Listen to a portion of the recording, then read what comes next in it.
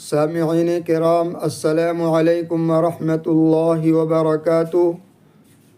آج کی ویڈیو میں ہم آپ کو یہ بتائیں گے کہ تحریک آزادی کب شروع ہوئی اور کیوں شروع ہوئی۔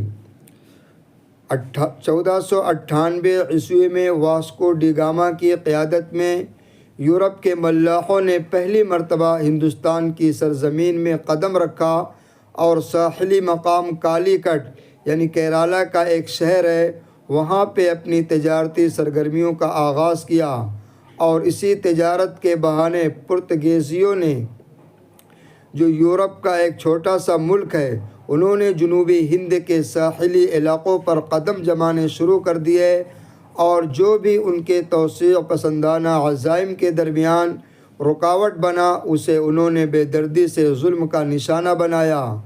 بحر ہند میں ڈاکہ زنی، لوٹ مار کا بازار گرم کیا کہ سمندری سفر بھی پرخطر ہو گیا۔ جس علاقہ میں انہیں اقتدار حاصل ہوا، وہاں انہوں نے لوگوں کو جبراً عیسائی بنا لیا۔ پادریوں کے نام نہاد دارالقضا جا بجا قائم کیے، جو اپنے مخالفوں کے لیے بدترین اور وحشتناک سزائیں دیتے تھے۔ پرتگیزیوں کو، یہ یورپ کا ایک ملک ہے، ان کو دیکھا یورپ کے دوسرے ممالک بھی حرص و طمع سے مغلوب ہو کر دولت سمیٹنے کے لیے سونے کی چڑیا کہے جانے والے ہندوستان کی طرف متوجہ ہوئے۔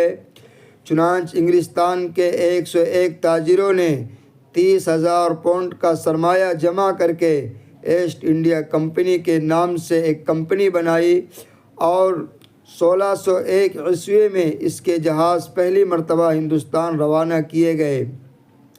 انہوں نے اپنا مرکز بنگال کو بنایا۔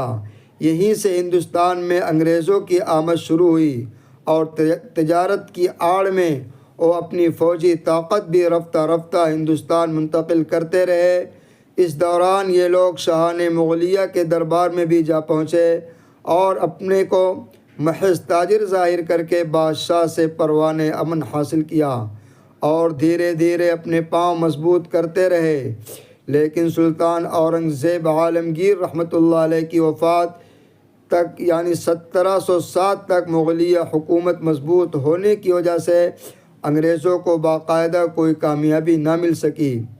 اورنگزیب رحمۃ اللہ علیہ کی وفات کے بعد جب دہلی کا مرکز کمزور پڑ گیا اور تمام صوبوں میں اپنی اپنی حکومت کا دور شروع ہوا، تو اب ایسٹ انڈیا کمپنی نے اپنے بالوں پر نکالنے شروع کر دیے، جس کا پہلا افسوسناک سانحہ 1757 عیسوی میں پلاسی کے میدان میں رونما ہوا، جب بنگال کے نواب سراج الدولہ کی فوجیں اپنوں کی درپردہ سازش کا شکار ہو کر ایسٹ انڈیا کمپنی کی مٹھی بھر منظم فوج کے مقابلہ میں شکست سے دوچار ہو گئیں، اور اس طرح بنگال میں کمپنی کی عملی حکومت کا راستہ صاف ہو گیا۔